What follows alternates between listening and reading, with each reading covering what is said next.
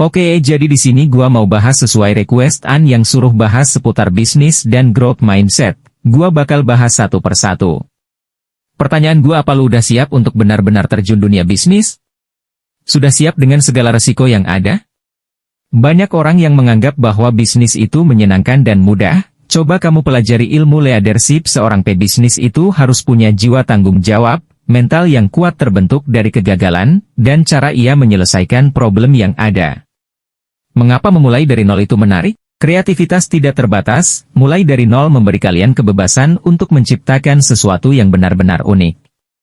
Peluang tak terbatas, tidak ada batasan, hanya peluang yang menunggu untuk dijelajahi. Langkah pertama, menetapkan fondasi yang kuat. Rencana bisnis yang komprehensif. Membuat rencana bisnis yang rinci membantu mengidentifikasi tujuan, target pasar, dan strategi pertumbuhan. Analisis pasar mendalam, pahami tren pasar, identifikasi pesaing, dan temukan celah untuk memasuki pasar dengan bijak. Membangun bisnis dari nol. Penelitian dan pengembangan produk, identifikasi kebutuhan pelanggan dan ciptakan produk atau layanan yang memberikan solusi yang unggul. Branding yang kuat, bangun merek yang mencerminkan nilai dan visi bisnis Anda. Keuangan yang terkelola baik, pertahankan kendali keuangan dengan membuat anggaran dan melacak setiap pengeluaran. Menghadapi tantangan. Ketekunan dan kegigihan, hadapi tantangan dengan semangat yang kuat. Tantangan adalah peluang untuk tumbuh. Belajar dari kegagalan, jangan takut gagal, gunakan kegagalan sebagai pembelajaran untuk melangkah lebih maju. Oke, selanjutnya gua akan bahas soal growth mindset di masa sekarang dengan baik. Jangan menyesali masalah. Sebagai manusia, masalah ibarat paket lengkap yang harus kita terima dalam hidup.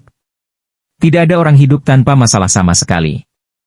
Jika kita melihat ada orang yang sepertinya hidupnya tidak ada masalah, bukan berarti orang itu tidak punya masalah.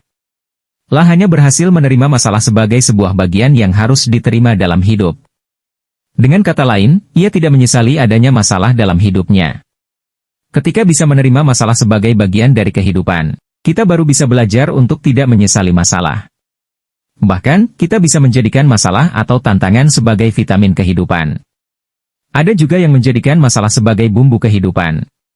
Tanpa masalah, niscaya hidup akan terasa hambar.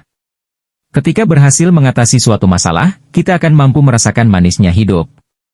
Hidup yang berbahagia bukan berarti hidup yang tanpa masalah sama sekali.